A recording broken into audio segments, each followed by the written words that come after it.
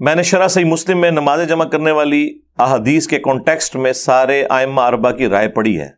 جو جمع کے قائل ہیں وہ بھی کچھ شرائط بتاتے ہیں، لیکن آپ یہ فہم بیان کرتے ہیں کہ کسی بھی شرط کے بغیر جمع ہو سکتی ہیں، اور آپ یہ بھی کہتے ہیں کہ میرا کوئی موقف بھی ایسا نہیں جو پہلے نہ رہا ہو. تو برائے مہربانی اہل سنت میں ان ائمہ کا بتائیں جو آپ والا موقف رکھتے ہوں. جی میرے والا جو موقف رکھتے ہیں وہ امام ہے امام عبداللہ ابن عباس رضی اللہ تعالی عنہ علیہ السلام. اگر ان سے بڑا کوئی امام ہے تو لے آئیں، اور ٹائم قیامت تک ہے. امام آپ نے شروع کرنے ہوتے ہیں 150-200 سال بعد. پہلے کسی امام کو نہیں آپ نے ماننا. بعد میں آپ ذہن میں رکھیے گا کہ جب کبھی بھی اس طرح کا ایشو ڈسکس ہوتا ہے تو آپ نے یہ بھی ذہن میں رکھنا ہے کہ سنی اور شیعہ اختلاف یا فساد ہو چکا ہوا ہے، اور تب یہ سارے ایشو سامنے آ رہے ہیں. یا اگر آپ یہ سمجھتے ہیں کہ عبداللہ ابن عباس شیعہ تھے، وہ سنی نہیں تھے، تو پھر تو اپنی قسمت نو رو. تو ہماری تو دلیل ہے امام عبداللہ ابن عباس. انہی احادیث میں آپ صحیح مسلم کی 1628 سے لے کے 1637 تک یہ مسلسل 10 احادیث ہیں. جب عبداللہ ابن عباس واعظ و نصیحت کر رہے تھے اور تھوڑی دیر بعد ایک سنی کھڑا ہو جاتا تھا کہ حضرت نماز کا ٹائم ہو گیا. تو پہلے تو عبداللہ ابن عباس نے اسے اگنور کیا. انہوں نے کہا ٹھیک ہے بیٹھ جا، نماز پڑھنی ہے میں نے بھی. وہ دوبارہ جب کھڑا ہوا تو انہوں نے کہا تیری ماں تجھے روئے. یہ عرب کا محاورہ تھا، یعنی ماں کب روتی ہے؟ جب بندہ گم جائے یا مر جائے. تو یہ فزیکلی کو مرنے کی بدوا نہیں دی انہوں نے، یعنی ایک محاورہ تھا جسے ہم کہتے ہیں تیرا بیڑا ترے تیرا بیڑا غرق. تو وہ یہ تو نہیں کہتے کہ ہم واقعی غرق کرنا چاہ رہے ہوتے ہیں. اور یہ محاورے نبی اسلام بھی استعمال کرتے تھے. ایک تو محاورہ بہت استعمال ہوتا تھا، وہی حق. اب یہ آپ کو عمر سیریز میں بھی جگہ جگہ نظر آئے گا، وہی حق، ہلاک ہو جا تو. اب وہ فزیکلی تو نہیں یہ بات کر رہے ہوتے تھے، ایک محاورتاً بات. تو انہوں نے فرمایا کہ تو مجھے سننا سکھائے گا. اچھا اب یہ بات ہم کر دیں تو کہتے ہیں یہ تکبر کا جملہ ہے. عبداللہ ابن عباس نے کہا کہ تو مجھے سننا سکھائے گا. انہوں نے کسی نے ان کے اوپر تکبر کا فتویٰ نہیں لگایا. پھر انہوں نے فرمایا کہ نبی صلی اللہ علیہ وآلہ وسلم نے بغیر خوف کے، بغیر بارش کے، مدینہ شریف میں یعنی بغیر سفر کے، تینوں عذر اڑا دیے انہوں نے. 3 ہی عذر ہو سکتے ہیں نا. خوف میں جان کا خوف، بیماری کا خوف، یہ سارے خوف ہی ہیں نا. دشمن کا خوف.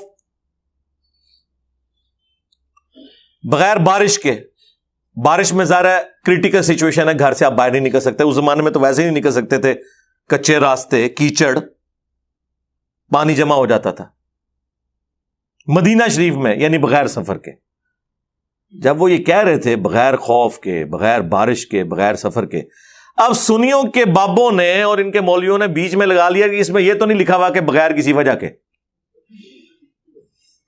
یہ عبداللہ ابن عباس کے فرشتوں کے دماغ میں بھی یہ بات نہیں ہوگی کہ اس میں سے یہ پاک کسی نے نکال لینی ہے.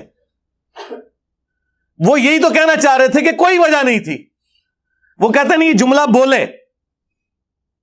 جب کوئی کہہ رہا ہے بغیر خوف، بغیر بارش، بغیر سفر کے، مراد یہ کہ یہ 3 تو بڑی بڑی وجوہات ہیں جن کی وجہ سے نمازیں جمع ہو سکتی ہیں. اس سے یہ بھی ثابت ہو گیا کہ ان تینوں جگہ پہ ویسے ہی ہو سکتی ہیں. یہ اس کے اندر امپلائڈ ہے کہ بارش ہو، خوف ہو، سفر ہو تو آپ نے تو جمع کرنی ہے. اس کے بغیر بھی نبی علیہ السلام نے مدینہ شریف میں ہمیں ظہر عصر کی نمازیں جمع فرمائی اور مغرب اور عشاء کی بھی جمع کی. تو تابعین پوچھتے ہیں کہ یہ رسول اللہ نے عمل کیوں کیا تھا صلی اللہ علیہ وآلہ وسلم؟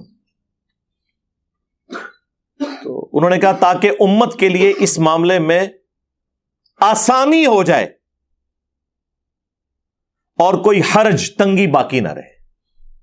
2 باتیں ارشاد فرمائی ہیں، امت کے لیے آسانی ہو جائے اور کوئی تنگی باقی نہ رہے. یہ آپ نے جملے ذہن میں رکھنے ہیں. امام عبداللہ ابن عباس، یہ امام ابو حنیفہ، امام شافعی، امام مالک، امام احمد بن حنبل کی بات نہیں ہو رہی ہے. امام عبداللہ ابن عباس جو اس حدیث کے راوی ہیں، اور حدیث کا راوی حدیث کا فہم سب سے بہتر جانتا ہے. وہاں کوئی ایک اور سنی بیٹھا ہوا تھا انورٹڈ کاما میں. وہ کہتا ہے کہ جب عبداللہ ابن عباس نے یہ بات کی نا تو میرے دل میں قلق آیا کہ پتہ نہیں یہ جھوٹ مارتا پہ یہ صحیح پہ کہندا ہے. کہتے ہیں میں چپ کر کے اس مجلس سے اٹھا اور حضرت ابو ہریرہ کے پاس گیا اور میں نے کہا دیکھیں ابن عباس کس قسم کی باتیں کر رہے ہیں, رافضیوں والی. تو انہوں نے بھی آگے سے ان کو ڈانٹا, ان کا کہ ابن عباس نے جو کہا سچ کہا, یہ تو ابو القاسم کی سنت ہے صلی اللہ علیہ وآلہ وسلم کہ نمازیں جمع کی جا سکتی ہیں علمی مجلس میں. ظاہر کنٹینیوٹی ٹوٹ جاتی ہے نا. یہاں پہ بھی آپ لوگ جب چلے جاتے ہیں تو یہاں انتظامیہ کے لوگ ہم ظہر اور عصر کی نماز کو جمع کرتے ہیں. ظاہر ہے یہ علمی مجلس ہے, بس یہ ایک ہی نماز ہے جو ہم نے یہاں جمع کرنی ہوتی ہے.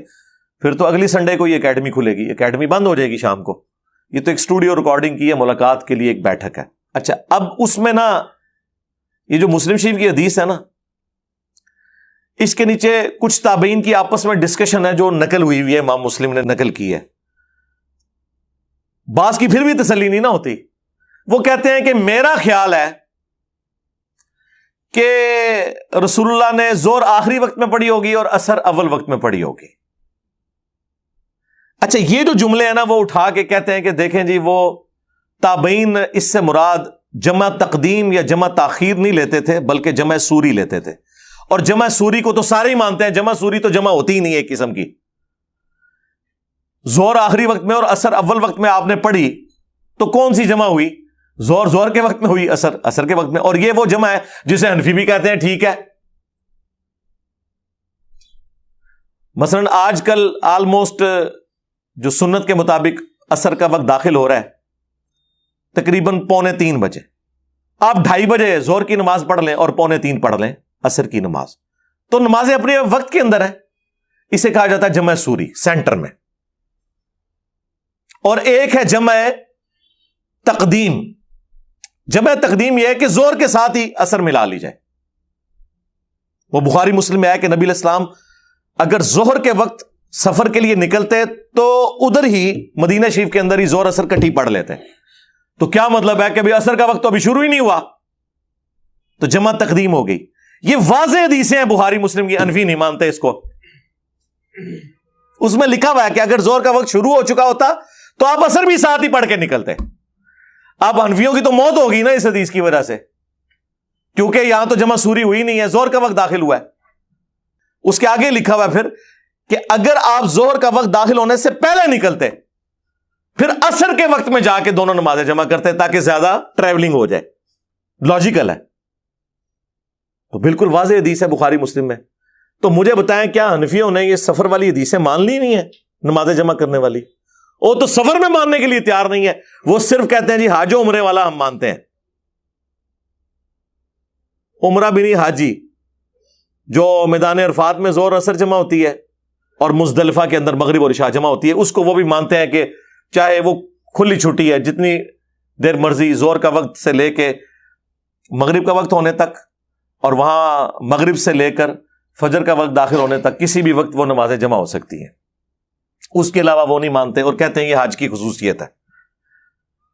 تو سرکار یہ اگر حج کی خصوصیت ہے تو آپ جو لوگوں کو یہ کہانی کرواتے ہیں کہ قرآن میں یہ آیت ہے ان الصلاۃ کانت علی المؤمنین کتابا موقوتا, بے شک نماز مومنین پر وقت باندھا ہوا فرض ہے, تو یہ حج کے موقع پہ تو آپ بھی قرآن کی مخالفت کر رہے ہیں.